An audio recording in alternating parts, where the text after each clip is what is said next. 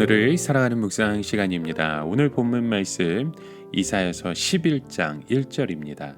이새의 줄기에서 한 싹이 나며 그 뿌리에서 한 가지가 나서 결실할 것이요. 여러분, 우리의 역사를 보면 수많은 나라들이 새로 일어났는가 하면 어느새 몰락을 해서 없어져 버린 것을 보게 됩니다. 가장 대표적인 나라가 몽고이죠. 몽고는 한때 거의 전 세계를 소나기에 넣다시피 했습니다. 그런데 한번 몰락하고 나서는 다시는 재기하지 못하게 되었죠. 그 태무진의 후예들은 지금 가장 가난한 사람들로 남아 있습니다.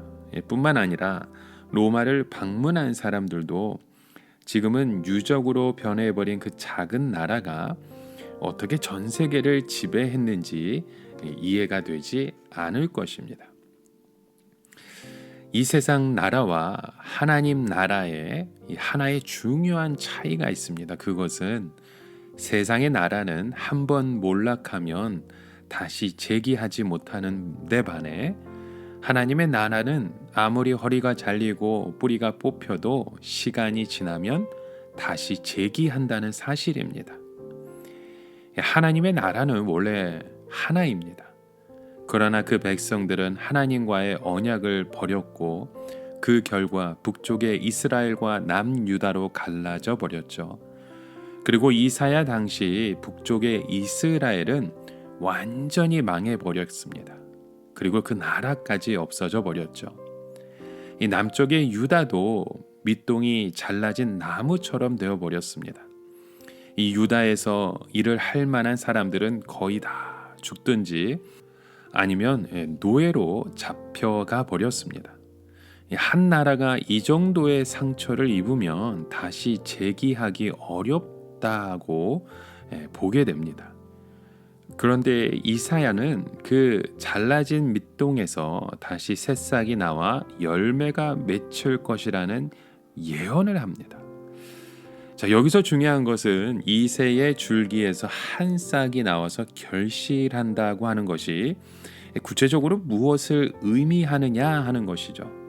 다시 말해서 유다가 지금 당장은 아수르의 공격을 받아서 거의 밑동이 다 잘라진 상태이지만 다시 재기해서 번창하게 된다는 말인지, 아니면 앞으로 어떤 구체적인 인물이 와서 유다를 다시 부흥시킨다는 뜻인지, 그것을 우리가 생각하게 되겠죠.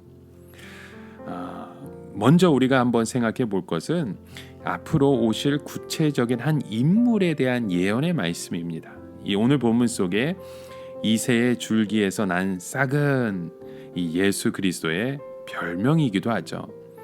인류 역사에서 가장 충격적인 일은 예수 그리스도께서 이 세상에 오신 것입니다. 예수 그리스도의 출생은 다른 영웅들과의 출생과 근본적으로 달랐죠. 다른 위인들은 남들보다 특별한 많은 능력을 타고난 사람들입니다. 영웅은 보통 사람들보다 지혜가 뛰어나거나 리더십이 뛰어나서 남들이 해낼 수 없는 큰 일을 해내는 사람들이잖아요. 그래서 영웅은 선천적으로 태어나는 것이지 후천적으로 교육으로 만들어지는 것은 아닌 것 같습니다.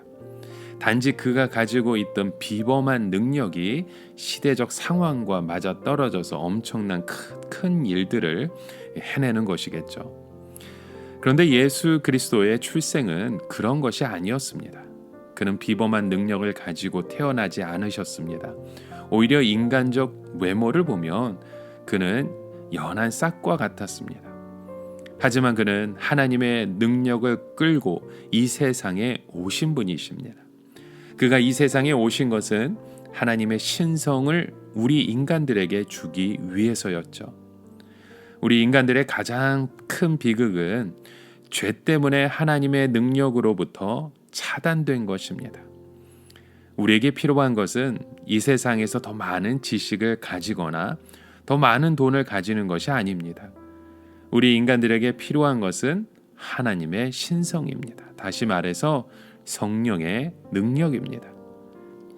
예수께서 우리에게 오신 것은 바로 이것들을 주시기 위함이었죠. 인간들에게 이것보다 더 큰 축복은 없습니다. 그렇다면 예수 그리스도께서 이 세상에 오실 때 그 형편이 어땠습니까? 유다 나라가 완전히 밑동이 잘라져서 도저히 재기할 수 없는 절망적 상태에 있을 때라는 뜻입니다. 왜 유다가 그 지경이 되었을 때 그리스도가 오셨을까요? 그것은 유다 나라 자체로는 결코 생명력이 없다는 것을 보여주기 위한 것입니다. 이 사람들은 이상하게도 행복하고 어려움이 없으면 마치 그 상태가 완전한 상태인 것처럼 생각합니다.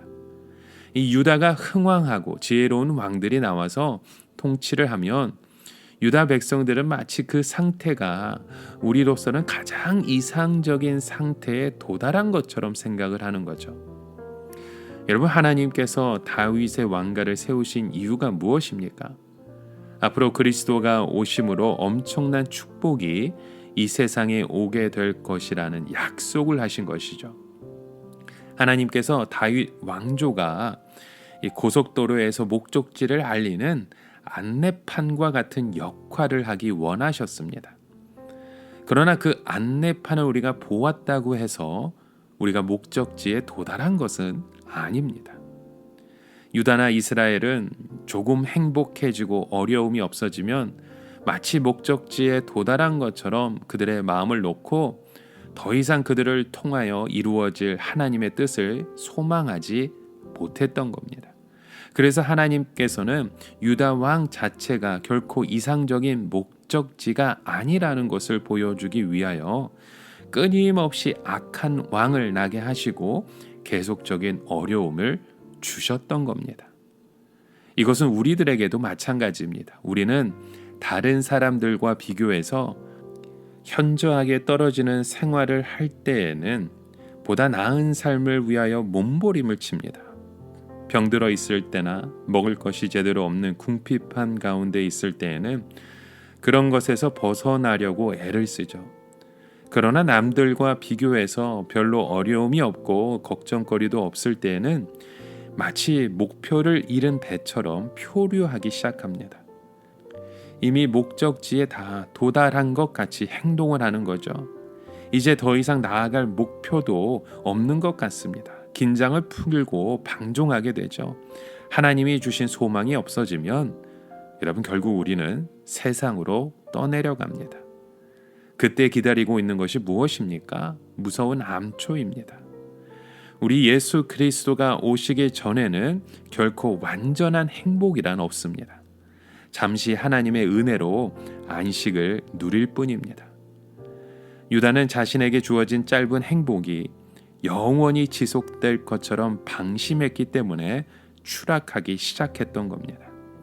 예수님은 유다가 가장 절망적인 상태에 빠지셨을 때 오셨습니다. 하나님의 나라가 다시는 재기하지 않을 것 같은 그때에 오신 것이죠. 예수님이 오신 것이 우리에게 무엇을 말씀하는 겁니까? 나무 밑동은 다 잘라졌지만 그루터기에서 한 싹이 나와 결실을 하는 것입니다. 다른 비유로 들면 뿌리에서 한 싹이 나와서 결실을 하게 만들어지는 거죠. 나무라고 하는 것은 결실을 해야 합니다. 싹만 나와 가지고는 부족합니다. 그 열매를 맺어야 그 목적을 완전히 달성하게 되는 것이죠. 그때 그리스도는 완전히 하나님의 뜻을 우리의 삶을 통해 함께 이루어 주시는 겁니다. 오늘도 그런 믿음의 고백을 가지고 주님 앞에 나아가시는 저와 여러분 되시게 주님의 이름으로 간절히 축원합니다. 함께 기도합니다. 하나님, 우리의 삶의 이유와 목적이 오직 예수 그리스도가 되길 원합니다. 우리의 삶의 그 작은 그루터기라도 이제는 결실을 맺어갈 수 있는 복된 통로로 우리 공동체를, 우리 가정과 우리의 삶을 인도하여 주시고 이끌어 주시옵소서. 그곳에서 순종하는 참된 믿음의 자녀 되길 간절히 소망하며 예수님의 이름으로 기도합니다. 아멘.